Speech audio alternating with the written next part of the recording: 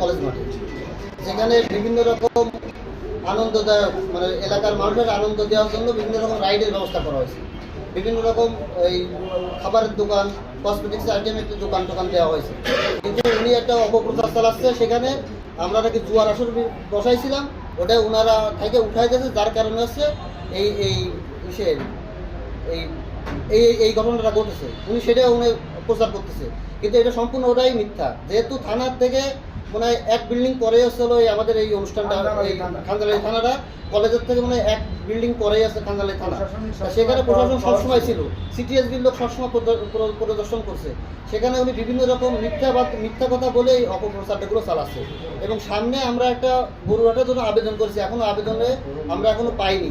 আমরা আশা করি যে আমরা পাবো। এখনো গরুহাট না পাওয়া পর্যন্ত আমরা তার বিরুদ্ধে তো এই পদক্ষেপ নিতে পারছি না।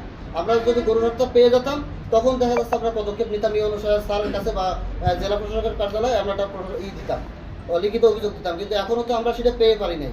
যদি পাই তারপরে আমরা ব্যবস্থা নিতাম। কিন্তু তার আগে উনি বিভিন্ন রকম অকথ্য ভাষা, বিভিন্ন রকম অপপ্রচার চালায় আমাদের মান ক্ষুণ্ণ করছে। এবং এই শিরানি বাজারটাকে, বণিক সমিতিটাকে একটা প্রশ্নবিদ্ধ করার পায়তারা চালাচ্ছে। এই জন্য আমরা এর প্রতিকার চাই আপনাদের মাধ্যমে।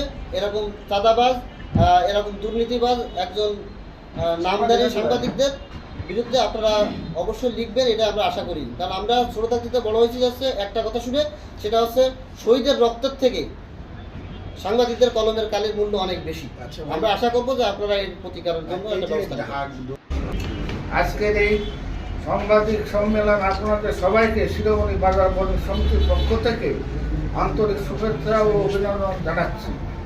আপনারা জাতির বিবেক এবং সমাজের দর্পণ, আপনাদের লেখনী মাধ্যমে সত্য প্রকাশিত হয়। আজ আমি এক খুব কষ্ট এবং সামাজিক লাঞ্ছনার প্রতিকার পেতে আপনাদের সামনে উপস্থিত হয়েছি।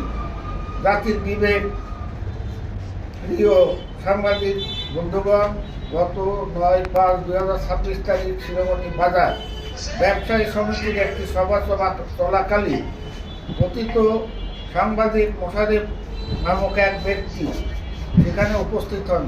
তিনি নিজেকে সাংবাদিক পরিচয় দিলেও তিনি এলাকার চিহ্নিত চাঁদাবাজ। ইতিপূর্বে গত রোজার ঈদে তিনি আমার কাছে 1 লক্ষ টাকা চাঁদার দাবি করেছিলেন। এমনকি আসন্ন কোরবানি ঈদের সামনে রেখে আরও 1 লক্ষ টাকা মোশারেফ চাঁদার দাবি করেন।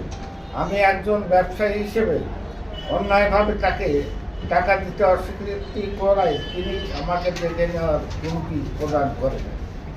প্রিয় সাংবাদিক বন্ধুগণ, পরবর্তীতে সেই ক্ষোভ থেকে তিনি আর ব্যক্তিগত ফেসবুক পেজ এবং অনলাইন নিউজ পেজে আমার বিরুদ্ধে সম্পূর্ণ মিথ্যা ভিত্তিহীন, বানোয়াট এবং উদ্দেশ্য প্রমাণিত সংবাদ প্রচার করেন, যা কেবল আমার নয় বরং পুরো ব্যবসায়ী সমাজের জন্য মানহানিকর। এছাড়া তার সহযোগী মামুন মোল্লা বিভিন্ন সময় আমার প্রতিষ্ঠানের ম্যানেজারের কাছ থেকে 500-2000 টাকা করে চাঁদা আদায় করেন, যার সুনিশ্চিত প্রমাণ আমাদের কাছে রয়েছে।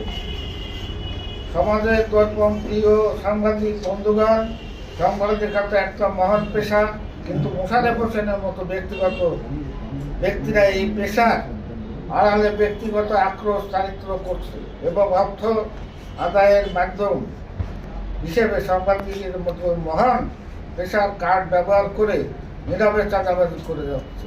এটি কেবল আমার ব্যক্তিগত ক্ষতি নয়, বরং সাধারণ মানুষের মাঝে আতঙ্ক সৃষ্টি করছে।